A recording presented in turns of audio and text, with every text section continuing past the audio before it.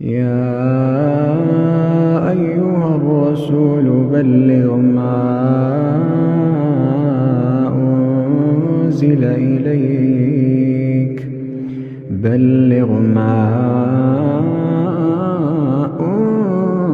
إليك من ربك، وإن لم تفعل فما بلغت رسالته، والله يعصمك من الناس، إن الله لا يهدي القوم الكافرين.